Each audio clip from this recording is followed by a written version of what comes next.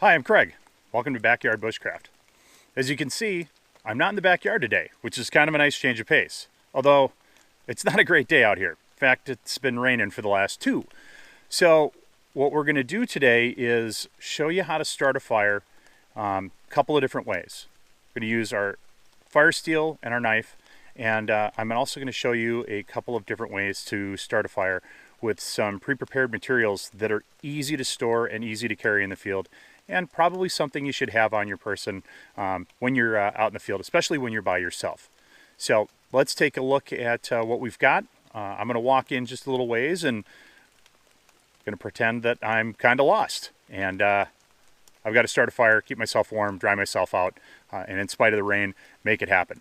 So remember, this is something I do that I love. I do a lot of hunting and I do a lot of stuff outdoors, but the whole Backyard Bushcraft moniker is so I can practice when I'm not out here. And again, and as always, in deference to my beautiful wife, who I love very much, today I am going to break some stuff. I am going to cut some stuff, and I am probably going to burn some things. So, boy, this is going to be a lot of fun. We'll see you soon.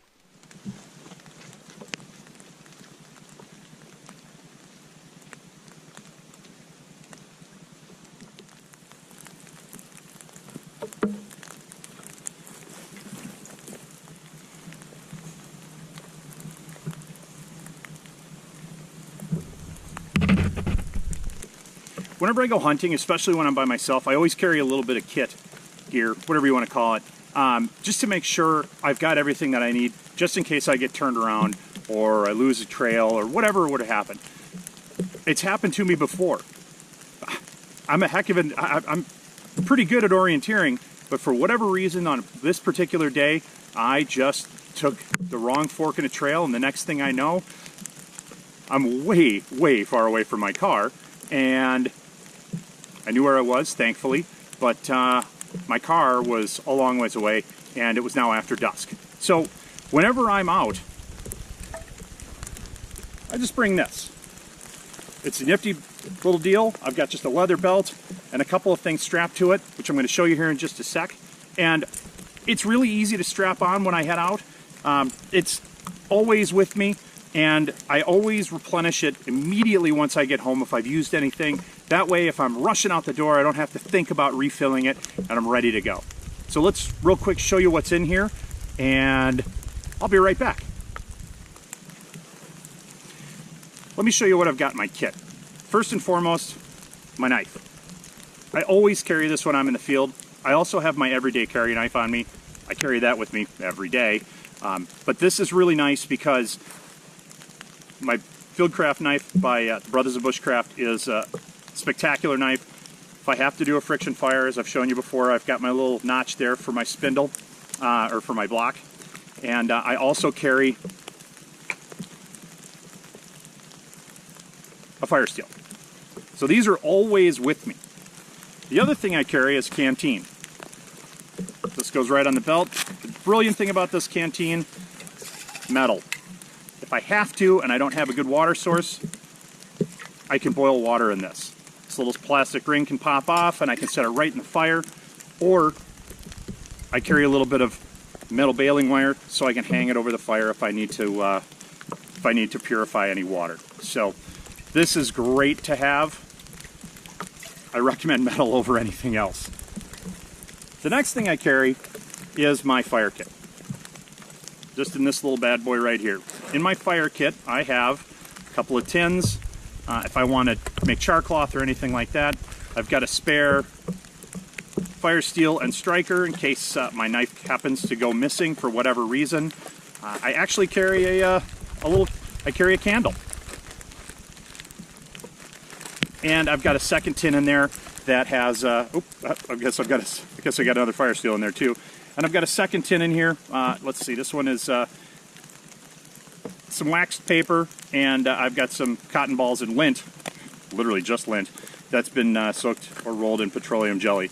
And those make great fire starters when you're out here. The last piece of kit that I carry is this little pack right here. And again, all this fits on my belt. It's great. In here I've got a multi-tool, my Leatherman. I've got a I've got a folding saw, my Baco Laplander. I've got paracord, got some Mylar blankets, or at least a Mylar blanket, which can be used for overhead cover or heat as necessary. And then, yeah, this stuff, my favorite, birch bark, and it's bone dry. So I shouldn't have any problem getting my fire going, even if everything is soaked. So with all this stuff, I know I can confidently start a fire under virtually any circumstances. Even pouring rain, with that Mylar blanket, I can lay it over the top of me, create a little tent, and I've got a nice dry area to work in. The last thing that I carry, pair of gloves. Just doesn't matter what kind, just something to cover your hands. These I love, they're carpenter's gloves. So they're great shooting gloves, but they've got a nice leather palm, and they come in really handy whenever I'm doing anything outside, because you never know what you're gonna get yourself into. So I'm gonna keep going here and just show you a couple of techniques for getting started out in this crappy weather. See you in a minute. So I was walking around, and in addition to that birch bark that I have in my kit, I found a big piece laying on the ground. I don't know if you can tell, but the back side is really wet, but the other side, because it was curled up and laying face down, is nice and dry. And as I showed you in one of my other videos, we can peel this apart and look at how dry that is compared to the end. So we've got nice stuff to work with here. And then I've taken the liberty of going ahead and getting some other stuff prepped. I split some things, and I feathered a couple of sticks, and I always save my shavings. And in fairness, I'm terrible at feathering sticks. I really am. But, you know, they're good to have. So, and I don't even know why they need to stay on the stick. They're all going in the fire anyway. So what I'm going to do is I'm just going to prep my birch bark, get it all ready to go. Oh, look at how nice and tinder dry that is. And I'm going to just spark a flame. I'm going to throw a spark into this once I've got it prepped. And we're going to be cooking here in just a minute. So stay tuned, and I will show you how we do this.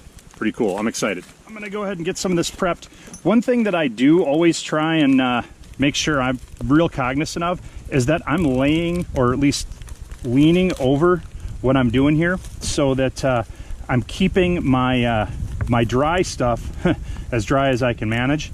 And it's tough to do, especially in the rain, and I didn't pull out my Mylar blanket because I didn't think it was all that necessary. But you never know. If it were really still coming down and it's let up a little bit, I would go ahead and I'd pull that thing out, and I'd start draping it over the top of my head so that I've got something good to work with. And you can see this birch bark blowing around here. I've got a nice little breeze behind me, which is definitely going to add to the challenge here. And once I've got this all separated and in a nice neat pile here, I'm going to go ahead and throw that spark. And one other thing to remember, I'm wearing a baseball cap today. In the rain, I'm sure you all have noticed this, the brim loves to drip. So I turned my ball cap around. I know that sounds really trivial, but all it takes is just one little drip into our bed of nice dry, you can see it dripping in. All it takes is one little drip in our nice dry little bed of birch bark here, and we're hosed. So let's not, we want to, like I said, want to make sure that doesn't happen. All right, so ooh, look at this nice good stuff right here. It's like feather dry. Oh yeah, perfect. Really, really good. All right, so I will be back here in just a second, and we're gonna fire this bad boy up and get ourselves warm and dry, because frankly, I'm a little chilly. We'll see you in a sec.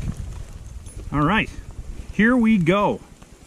Got my knife, got my lovely little bed of birch bark in here, and this stuff is so easy to start. All I'm gonna do is get my fire steel in there, and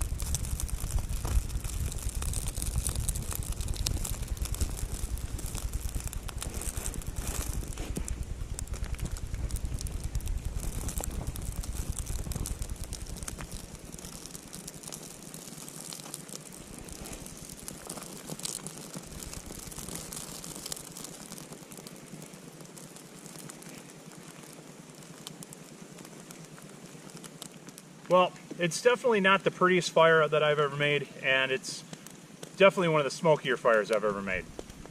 But here's the deal. I got fire. And on a really cold, rainy day like today, super comforting. And the other nice thing is, in spite of all the smoke, it's kind of a nice way to signal. Something you can see for miles. Blowing right into the camera. I also flipped my hat back around, because like I noted before, if you have your brim collecting water, it tends to drip off. And now that it's lit and going, I figured I'd flip it back around. The other thing that you didn't see off camera was me collecting a ton of birch bark. It's really important to have an incredible amount of tinder and stuff to start your fire. I can't stress it enough. When the woods are this saturated and it's really, really hard to find dry wood, even when you find dry standing and split it, I found a bunch earlier, and I was really able to, something that's the size or the diameter of my fist, I was really only able to get something that was the diameter of my thumb that's still dry. So get enough of a coal base going with really small stuff. What I did was collected these little bundles of twigs from underneath pine trees. Those overhangs have a tendency to keep stuff pretty dry, and I've been rewarded pretty well. Like I said, we got fire. So now that we've got this going on, I'll pull out one of my fire starting tinder bundles, probably the petroleum jelly and lint, and just show you how easy it is to throw a spark into that and get that stuff going. Probably seen it before, but let's show it to you again because it's super cool, and in conditions like this, like I said, it's really hard to beat. So always being prepared is really important, but if you've got just your knife and your steel, voila, you can have fire, get dry, get warm. I'll be back in just a second here. This is really cool. Check this out. So I've got my little tin. I've got my gear in here. I'm going to take just a little bit of lint, and the paper's nice because it's soaked in oil. Whenever or the last time I sharpened my tools with some honing oil, I just wiped my hands off on this stuff. This is going to be kind of slick. I'm going to show you what this all looks like here in just a second. So I can just leave that on the wet ground. With this, I'm just going to spread it all out, make it nice and as fine as possible, and I just set it on a little piece of